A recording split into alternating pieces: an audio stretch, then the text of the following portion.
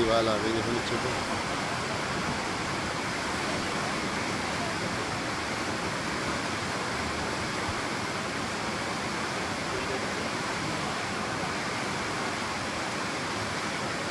तो टूटने लगा ना साइड से, देखो ये आ गया। 10 9 8 7 4 3 2 1।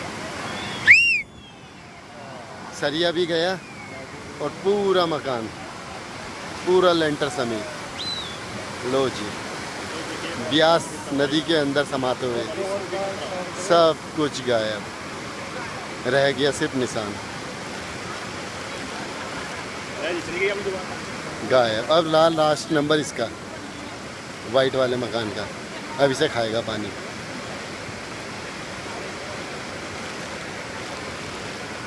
गए हो, बिल्डिंग तो गए हो।